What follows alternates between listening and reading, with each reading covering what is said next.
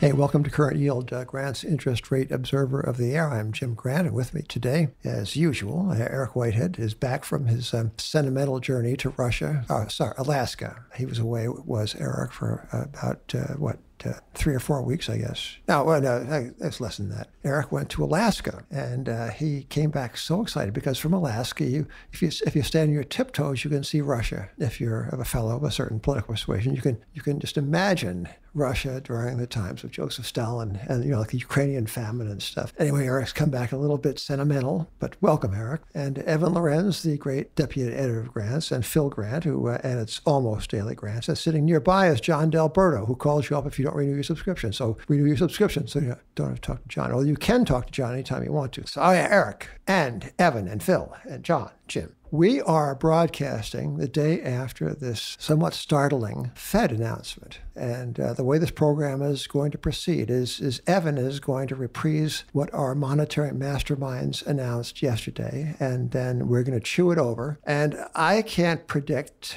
everything, but I am going to forecast that we're going to give these guys a piece of our mind. So, Evan, will you kindly tell us what they told us? Yeah, so yesterday, Chairman Jay Powell surprised nobody by announcing no rate hike. But what he did surprise the market with was just how dovish he had become. The Fed, through its dot plot, completely took off the possibility of a rate hike in 2019. And he also said that the Fed will stop letting its balance sheet run off in September of this year. Previously, they said they would review it sometime at the end of this year. So basically, they brought that forward. This threw the market for a spanner. Initially, the market went red yesterday, and today it's up very, very strong. So the stock market, yeah, the only market that really matters for the Fed. Yes. Well, Anthony Scaramucci, who is going to be speaking at our April 9th conference, that would be a kind of an ad. Oh, by the way, I should have mentioned that this podcast is brought to you in part by Pitney Bowes, the SenPro. And you'll be hearing more about that in a moment or two. But so Anthony Scaramucci at the Grants Conference on April 9th is going to observe that the only poll to which Donald Trump listens is the poll of the stock market. That is his Gallup poll and what are some of the other polls we can listen to? The Siena College poll? Quinnipiac. The College Bowl poll? No, none of those. Stock market poll. That's kind of funny. Both Trump and our Fed actually listened to the same, sounding, and they got into a really big dispute in December. I remember Trump talking about potentially even firing Powell. Yeah. And they're both using the same report card. Well, I feel the same way, and I think that the president and I have the equal power to fire. I don't want to fire Chairman, but Jay Powell's a nice guy. Which, however, is not necessarily the only criterion for employment as chairman of the Fed. But anyway, Evan, I think you interrupted yourself or we interrupted you. So the Fed turned around and did what it said it would do not. And what I was struck by was how little statistical evidence was seemingly necessary for the Fed to change its mind. So in December, they were looking for something like 1.9% inflation as they measure inflation, and now it's like looking for 1.8. Yeah, so every quarter they actually release new economic projections, and they reduced their projections for this year by like 10 or 20 basis points, depending on which metric you're looking at, whether it's core PCE, inflation, GDP. There is no real big change in any of the numbers they're looking at. It basically is what they saw in December. So they're data-driven, or are they? Well, they are data-driven. They leave CNBC on in the office, and they watch it throughout the course of the day. Well, apropos of forecasting and the prophecy rackets generally, our friend Jeffrey Goldblatt had a good line. You care to quote that, Evan? Yeah. He said this on Twitter today. 3 months ago, the Fed predicted totally different policy than where they are now. How can they predict 2020 policy with a straight face? Yeah. As we at Grants are prone to observe, the weather forecasters have, if anyone has ability to amass and to analyze big data, it's the National Weather Service. They have computing power. I think it must be the greatest in the government, if not perhaps behind. Who has more computing power? Let's see, who might that be? Oh, the spooks. But the National Weather Service has collected tens of billions of observations over the course of, I don't know, a day, a week. It analyzes them, it crunches them, and yet the forecasts they make extend no farther out than 10 days. Although, to the Weather Service's credit, there's no circularity in its predictions. Like if it predicts it's going to rain tomorrow, it's not going to actually impact the weather tomorrow. The Fed, through the asset markets, tries to steer the real economy. I remember Ben Bernanke coming on, I think it was in early 2010, and bragging on 60 Minutes that I drove up the Russell 2000. Yeah. So the market, which is a discounting mechanism, takes its cues from what it thinks the Fed's going to do in the future. So when the Fed swings around to be more dovish, the market completely changes. So there's this kind of reflexivity. Are you saying that raindrops are inanimate? I'm just saying, like, if you predict that rain's going to fall tomorrow, it's not going to. That's what you just said. Yeah. Okay, right. Snowflakes don't listen to CNBC. People do, and it's all circular. Now, you were saying that Ben S. Bernanke, PhD, said something in 2010, right? I believe it was 2010. I have in front of me a relic. I don't know how this got on my desk. It might be my housekeeping. But the date is March 25th, 2003. And if you'll recall, 2003 was still in the aftermath of the tech bust and of the then still somewhat nascent, although to some of us visibly inflating housing bubble, 2003. And here is a Bloomberg story, Dateline Washington, March 25th. Quote, the Federal Reserve is studying the purchase of longer-term Treasury notes and other alternatives in the unlikely case that the central bank must act to ward off deflation, a Fed economist said. Quote, if asset prices don't adjust sufficiently to stimulate spending, then open market purchases of long-term treasuries in sizable quantities can move term premiums lower, close quote, said Vince Reinhart, secretary to the Federal Open Market Committee and director of the board's Division of Monetary Affairs. So this, I certainly must have read this at the time. I know I read this at the time, but you forget these things, and the dates do run together, the years run on. But my goodness, here in the wake of the certainly just and rather long overdue bursting of that absurd tech bubble in 2000, the Fed was worrying about asset values not being raised back up again. And what was the funds rate back then? Wasn't it also puny? Yeah, it was I think 1.25 maybe. Correct, Phil. They had driven down the funds rate, and I think that one of the New York Times' most distinguished op-ed columnists had actually called upon the Fed to inflate the housing bubble. Who might that have been? Let's see, was that Jamie Reston? No, he was out of the picture by then. Let's see, was it Russell Baker, the humorist? It might have been, but I don't think it was Baker. Is there another another Times columnist that might Yeah. Not Tom Friedman, right? No. The other guy. Yeah. Anyway, so that's my historical relic for today. And I think that the Fed, so this shows you that A, ideas have consequences, and B, those consequences are sometimes long in coming. Yeah, what is heterodox in one day becomes orthodox the next day. The Fed's talking about, QE as kind of a continuing program. But now the heterodox things that they're talking about are like negative interest rates, yield curve control, all sorts of new and... All right, Evan, I'm glad you mentioned this because I'm now going to skim to the bottom of this particular historical relic. This again, ladies and gentlemen, a March 25th, 2003 story on Fed economist Vince Reinhart's. What he was doing was giving us a preview of the modern age, right? All right. So the story quotes an economist at a bank, doesn't matter where, said he expects the Fed to cut interest rates one more time by 0.5 percentage point to 0.75% and then switch to other strategies. All right, so the story picks up. Quote, says the economist, I think you will start to see a mix of tools before the interest rate lever.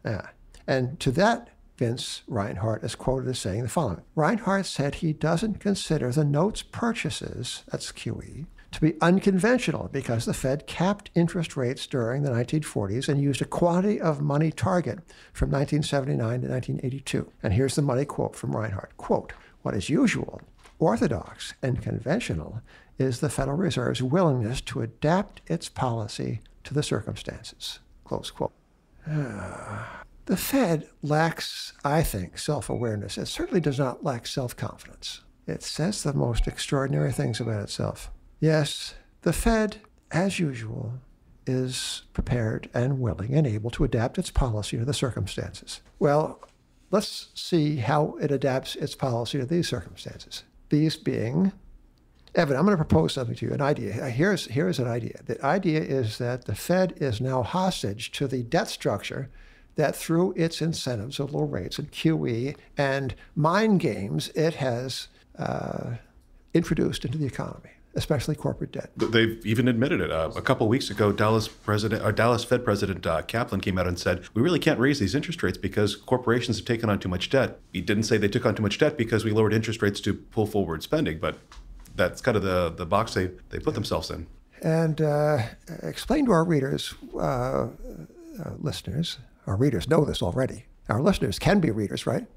Well, hopefully. Should be even. John Del Burr, is that possible? Can a listener become a reader? Not only is it possible, it's going to happen. Yeah. And Eric, you agree? We have an agreement, Phil? Yes. So agreement around the table, listeners, you can join our merry band. So for the benefit, Evan, of our listeners who could indeed become readers, give us some for instances of how the invitation to borrow and lend, not only at very low rates, but also on most easy terms, covenant-free, et cetera, how these have made themselves manifest throughout the economy. What signs are there of perhaps excessive leverage in the corporate sector? So if you look 10 years ago, on average, this is data crunched by credit sites. If you look at like single A, like just on average, the amount of leverage that companies who are rated single A had, it's actually increased. So the rating agencies have started grading on a scale.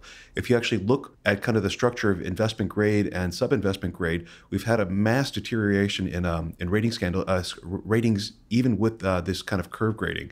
We've seen a huge migration into triple B, and if I believe it's something like, which is the lowest rung of investment grade, I think it's now like half of all investment grade right now. We've seen all corporate debt. Of all corporate bonds, debt. Yeah. And in terms of sub-investment grade, we've seen the massive growth of triple C, which is kind of the bottom rung before you kind of are default. I think it's over 40% as of January. 43.6, I think, Marty Friedman. Marty Fritzen, 43.6. So we've seen kind of a massive increase in corporate borrowing and a massive decrease in the quality of corporate bonds. And on top of that, notwithstanding the fact that last year was the strongest year in GDP growth in, I believe, 3 years, we saw an increase in the number of zombie companies. And this is per data crunched by Bianco Research. Zombie companies are defined as those that can't service their interest expense through operating income. Well, it's a definition that, of course, admits of some anomalies and exceptions. And we've done these screens before, and sometimes companies caught in the screen don't actually seem to be there, to deserve to be there, or some more than others, I guess. And vice versa. I mean, there's some companies who, through the generosities of GAAP accounting, look quite great. So if you take a look at Netflix's P&L, looks like a fast-growing, profitable company. Well, certainly fast-growing. Take a look at its balance sheet or its free cash flow statements. You can see that it's burning money faster than most businesses I'm aware of. Yeah. Well, hey, have you guys heard about the Pitney Bowes SendPro? I think you're going to hear about it now. Yeah, right now. So are you paying too much to send out packages and letters? Probably. And wouldn't it be nice to have a solution that can give you the lowest rates? Certainly. So with SendPro Online, it's easy to save time and money no matter what you send, from packages to overnights and letters. So just compare the Postal Service, UPS, FedEx rates, all in one online tool. Also gain access to special U.S. Postal Service savings.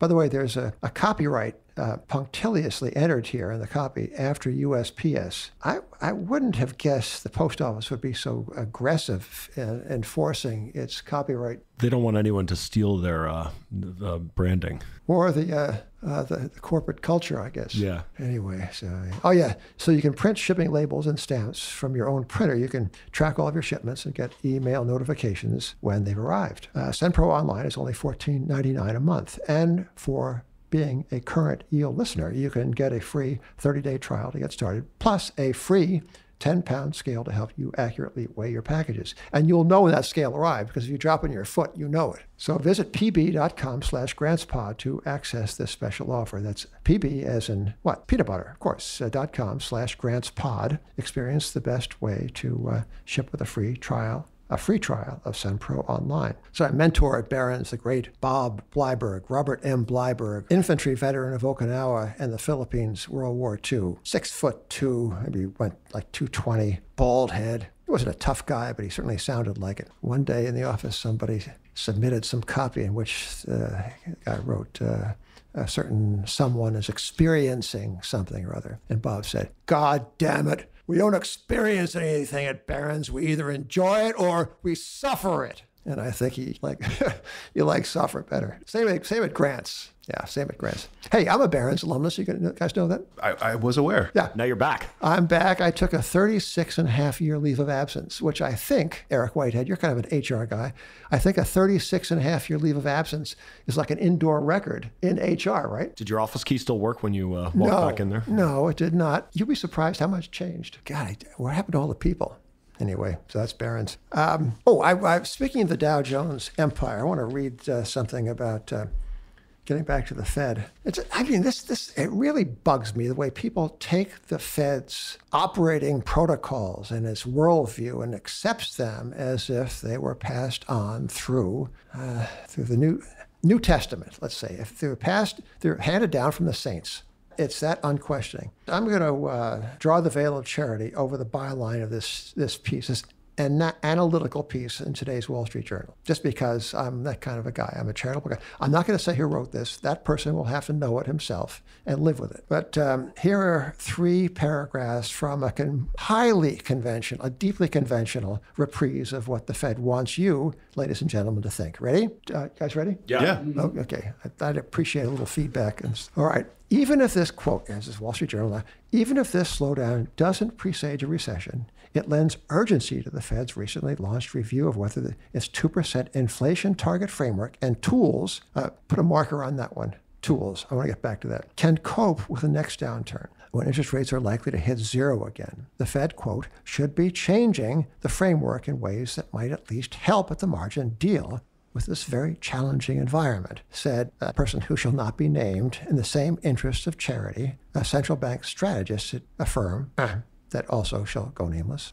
By the way, why does a brokerage firm have a central bank strategist? That speaks to another damn thing. Talking to a lot of smart investors right now, what they talk about is understanding the Fed's reaction function. And they say that it's even more important than understanding economics or the earnings of a company. And in a way it is. I mean, the market sold off almost like 20% from 7 or 20. Let's get back to this Wall Street Journal thing. All right, so I've interrupted you, Evan. You interrupted me. It's all fair, but the listeners might be a little confused by now. Okay, so I was reading Wall Street Journal's analysis of what the Fed said, and it quotes people saying that we need better tools. We need more altitude. And so, all right, and getting back to the journal, here's what it says. One possibility is the Fed may respond to periods of below 2% inflation by targeting above 2% inflation. This would keep the public from expecting below 2% inflation to persist. But getting inflation above 2% requires an economy running hot for a prolonged period. If the economy is indeed losing altitude, it may be too late, period,